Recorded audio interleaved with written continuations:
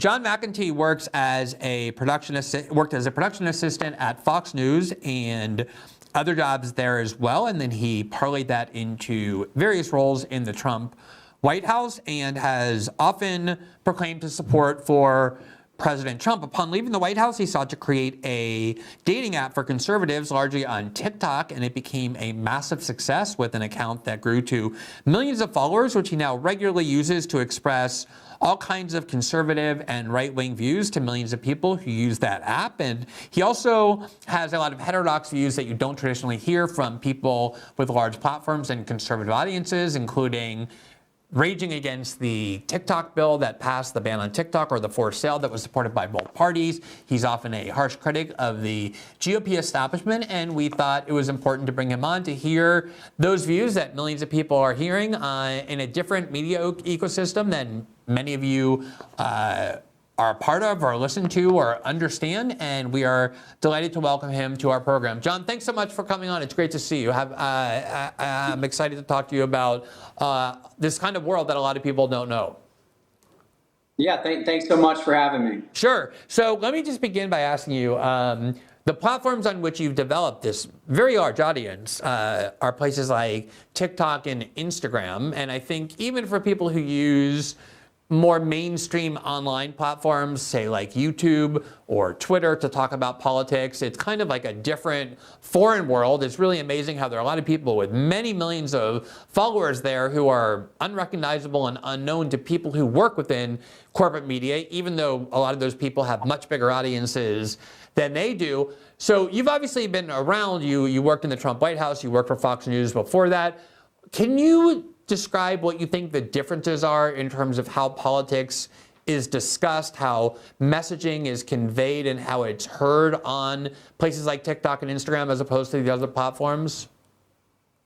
Yeah, so I think something like Twitter is really made for politics. And when you bring that kind of humor or takes to something like TikTok that is very mainstream and normie and young, they think it's really fresh and exciting, especially in the culture we're living in right now. All of these takes, a lot of these young people haven't heard. Whereas if I posted it on Twitter, everyone would laugh, but they've already heard that take. So it's reaching a different audience, and it's actually where all of the eyes are.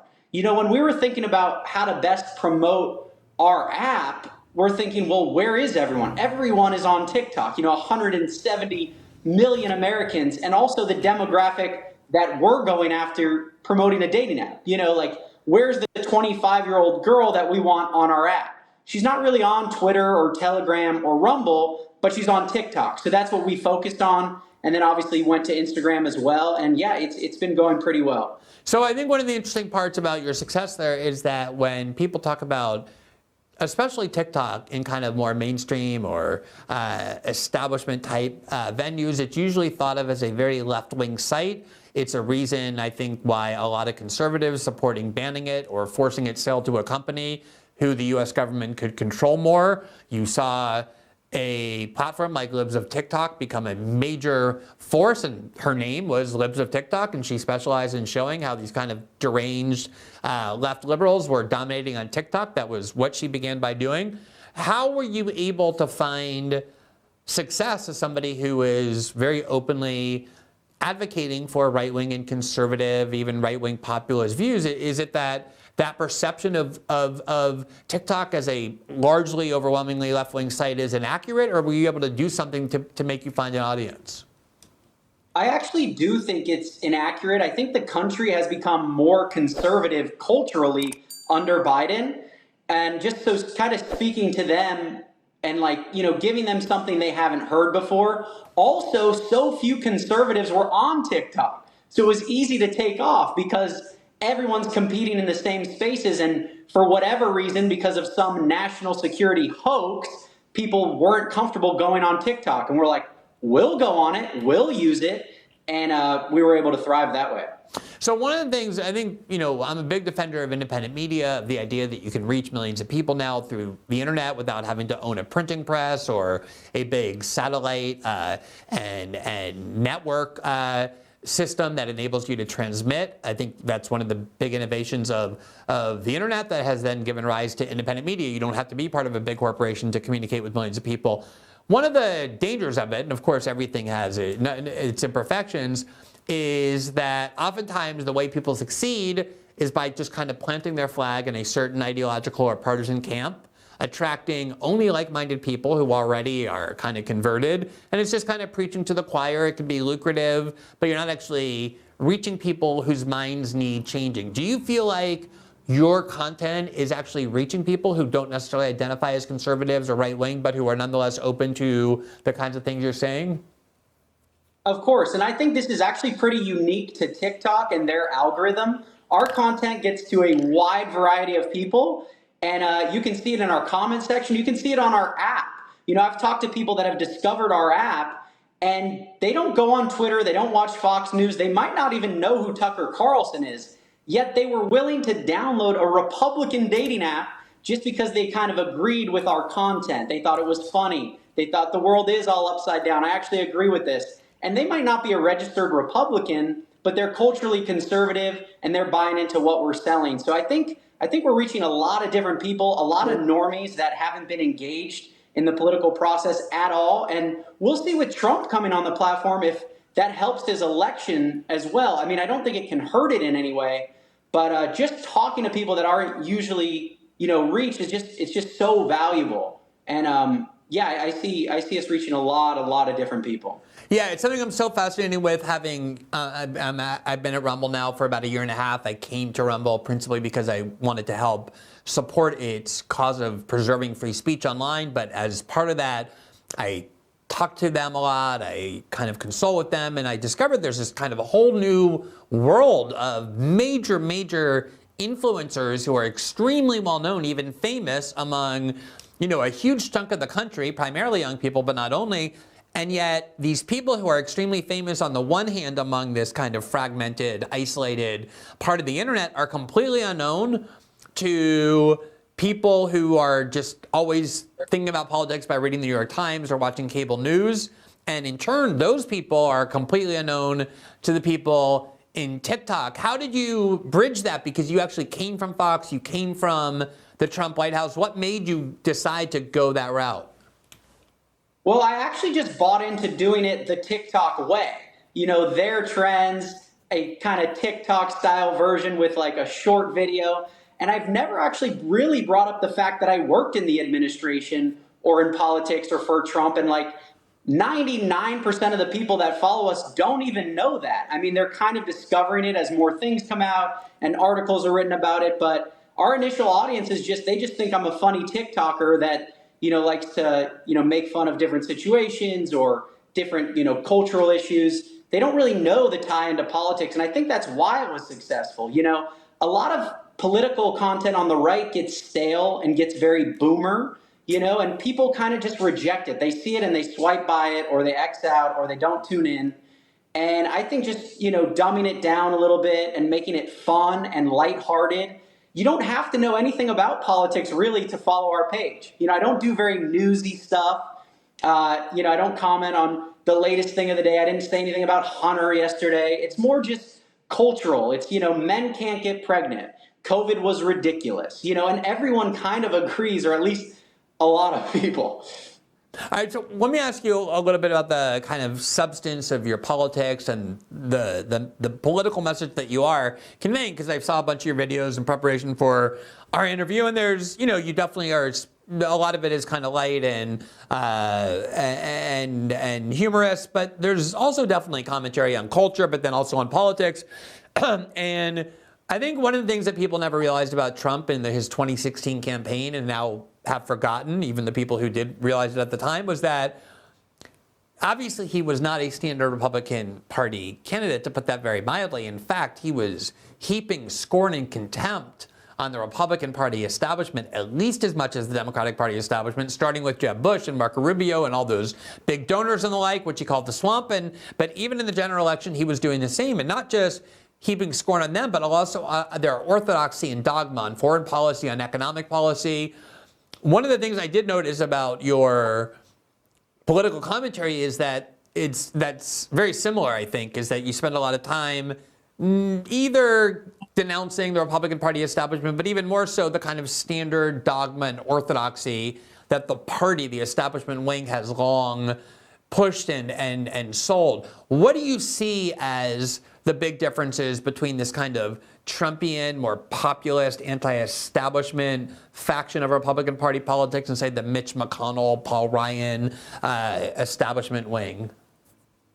Yeah, so I think it all comes back to the 2015 Trump announcement speech, and then, that segueing into the 2016 campaign, which was based around basically this war on political correctness and the three biggest policies of anti-war, pro-trade, pro-tariffs, and, the crackdown on immigration.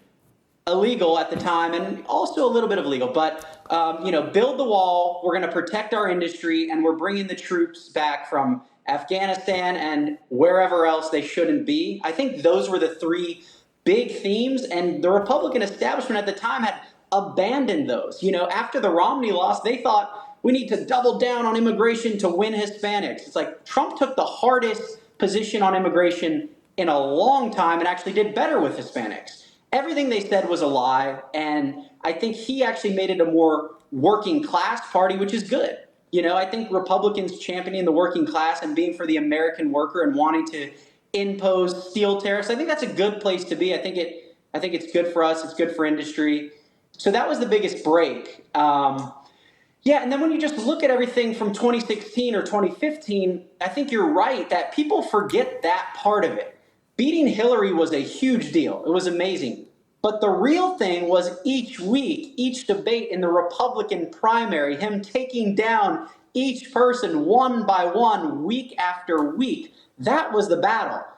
Those people that were in the trenches then, they know that was the center of the universe. That was really we're going to take down the machine and we're going to have this insurgency and do things a little differently. And it was really exciting to be a part of it. I hope we can get some of that back. Maybe some of it is coming back. But to kind of just, rebuke the Paul Ryan, Mitch McConnell, we're just the, establishment GOP that got us, into Iraq and all these other problems. And it's like, no, we're not doing that anymore. None of this makes sense. We're going to be the party for the worker, common sense. We're not going to, let the war machine rage on. It was just exciting. It was a cool time. And I'm happy I could be a part of it. So that's what's so interesting, and I want to show a video of yours that reflects what I'm about to ask you even more so, because all that you said, maybe except for immigration, but we should do a lot more to protect the American worker. We should get out of endless wars. For a long time, this was a message that I would say was more associated with, say, the American left, like the real American left, not the Democratic Party hacks and establishment wings. And one of the points I've been trying to make for so long that ruptured a lot of my relationship with people on the left, not all, but a lot, was that there's actually a lot more overlap between, say, this new populist right and what had been considered the traditional left on things like foreign policy and how Washington works. Tucker Carlson once said that nobody wrote meaner articles about him 10 and 12 and 14 years ago that hurt him more than I did. I hated him so much and he hated me. And now I spend a lot of time on the Tucker Carlson show when he was on Fox and, and in other areas as well. And we find that we have a huge amount of overlap, not because he changed or because I did, but because sort of the context of politics did as well. So let me show this TikTok video that you did about foreign policy and American domestic policy. It's obviously a right-wing message in a way. You consider yourself a Trump supporter, but let's just listen to this. I want to give the audience kind of a taste of it. Welcome to America, where we can't afford health care, but we can somehow afford to bomb the shit out of the Middle East. All right, so that idea, I'm telling you, 15 years ago, you could have gone to any left-wing convention, party, organizing meeting, and everyone there would have loved the message that, oh, we can bomb the shit out of all these other countries, we can spend billions of dollars on war, and yet we can't afford health care. Do you see, as somebody who's kind of been around for a while now, in both these mainstream political venues and now in these newer ones, a kind of change in how left versus right is understood and anti-establishment versus pro-establishment? How do you see the political framework as I just described it? Yeah, I think there's a big tent that nobody's really tapping into yet. That is the left and the right. I think this sort of establishment center is small and a minority, and yet those things are still getting pushed through. When you look at, the aid to Ukraine or any of these things, it's like these are almost 80-20 issues. Like everyone is against this. Mike Johnson pushed that through. 95% of Republicans are against it. He just said, I had an intel briefing. You peasants at home, you don't know what I know. The typical things. And I think when it comes down to government, it's just about priorities. And is our government working for us? Is it working for these other countries? What are we doing? We protect Germany, and yet they have healthcare, so we're indirectly subsidizing German healthcare. Just kind of rethinking how these things work, where our money's being spent, who's actually in charge. Is the American government working for us, the American citizen? As of late, not really. So just kind of rethinking that, and I think there's a broad coalition there that people need to tap into. So one of the arguments that you were making regarding Ukraine is one that I've heard from many conservative members of Congress who I've had on my show, conservative presidential candidates. It's a very common view, as you said, in the Republican Party politics, which is, look, we're massively in debt. Our communities here at home are ravaged. People don't have health care. How can we justify spending massive amounts financing the military and wars of other countries? And they are very assertive about applying that when it comes to explaining why they're opposed to the U.S. financing of Ukraine.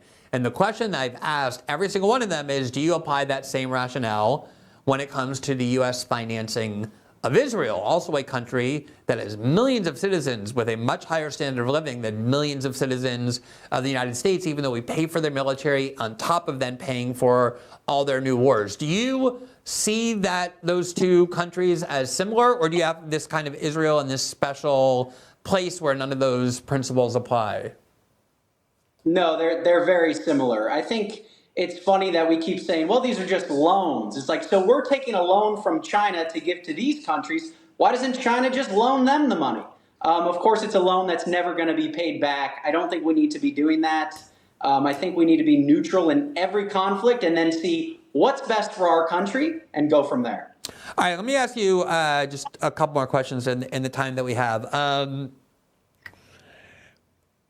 Actually, I want to ask you about the TikTok ban in a second, but before I get to that, so we were talking about Trump's 2016 campaign, kind of this anti-establishment messaging, and I think it's fair to say even a lot of his most loyal supporters will concede this, that a lot of what happened in his administration in terms of policy and the like did not necessarily correspond to a lot of that anti-establishment rhetoric, including, for example, putting, very hardcore neocon establishment Republican types in positions of high power with foreign policy, like Mike Pompeo at the CIA and then the State Department, Nikki Haley being the U.S. ambassador to the UN.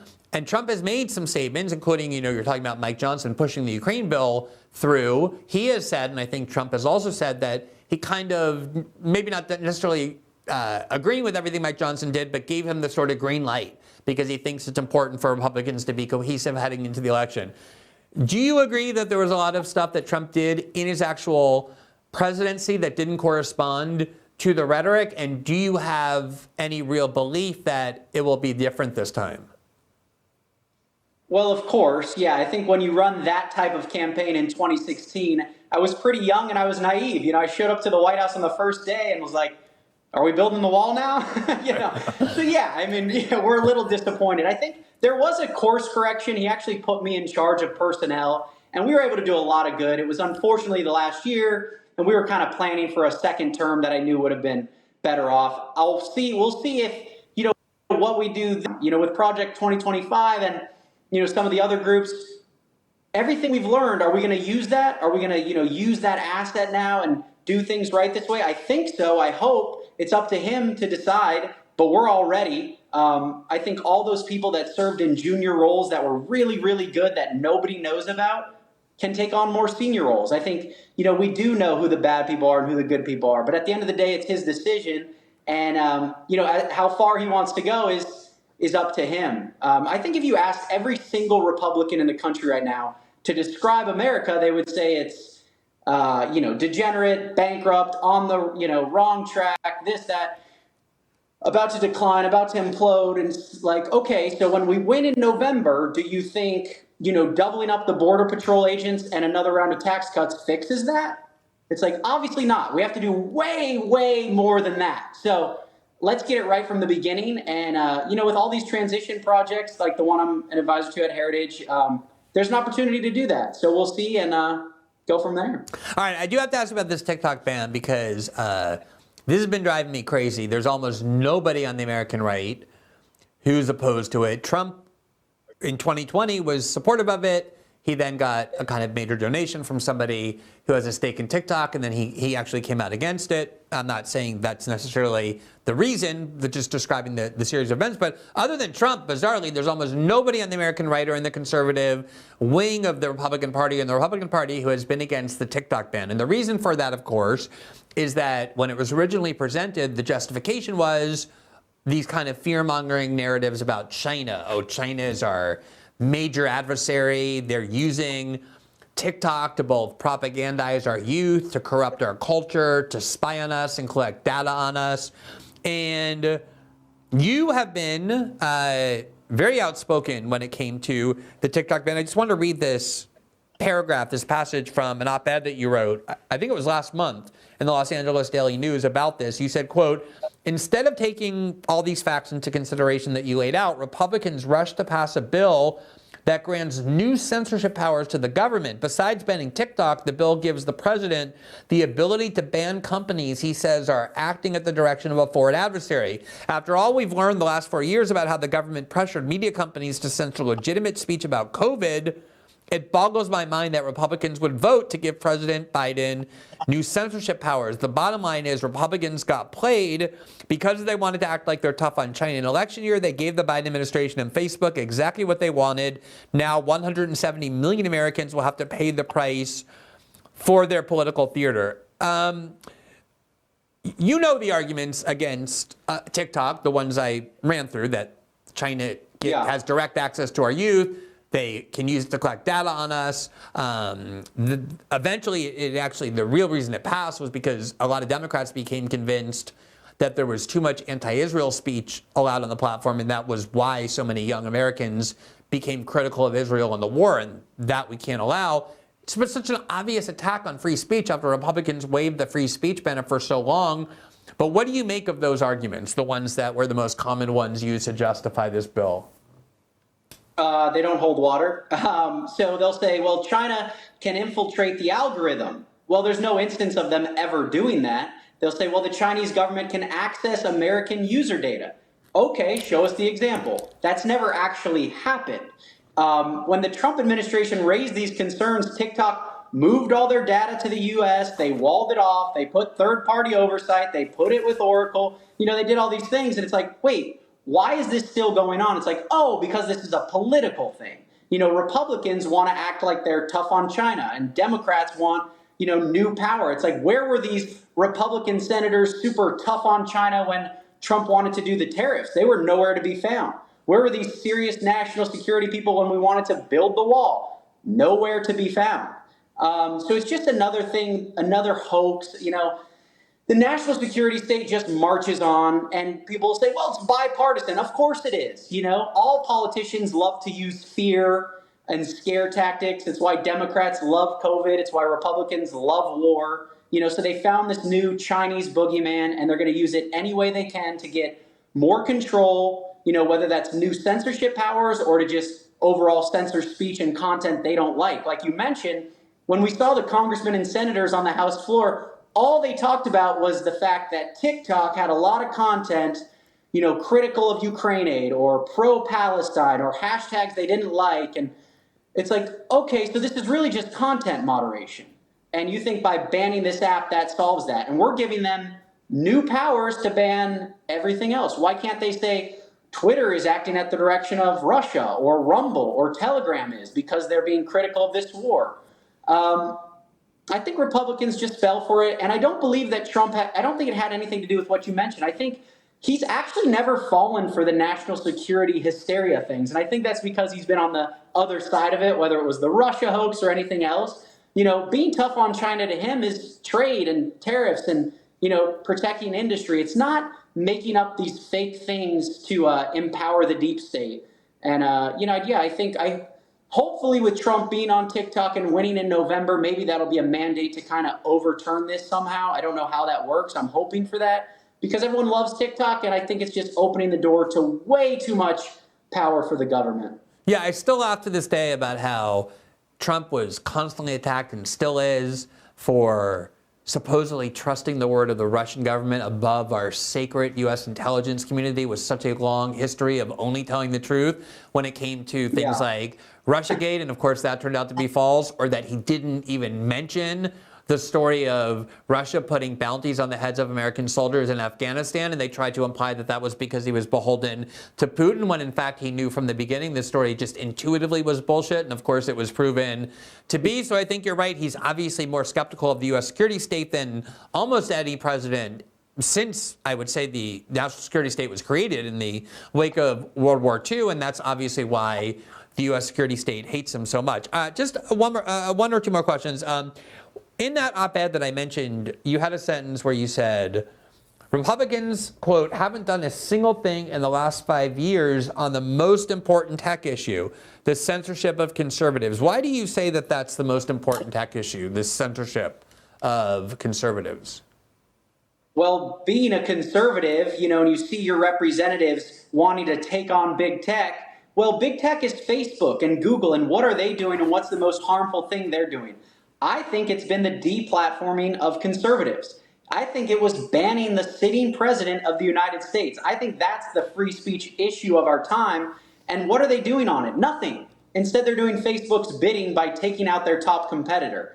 When I was working there, I mentioned in the op-ed that, we actually rescinded the FCC nomination of somebody who went against President Trump's order, social media order, and they threw a fit. We saw it through, but it was too late. We were trying to, get some Section 230 reform or whatever, but these congressmen and senators threw an absolute fit. They don't believe in the things we believe. They don't care about the actual issues that matter to conservatives. They want to just play and go on Fox News and talk tough about China. It's embarrassing, honestly. All right, last question. I asked you before whether you apply these foreign policy principles about funding Ukraine to Israel, and you very consistently said, absolutely. Let me ask you the same thing about free speech, because you mentioned free speech of conservatives.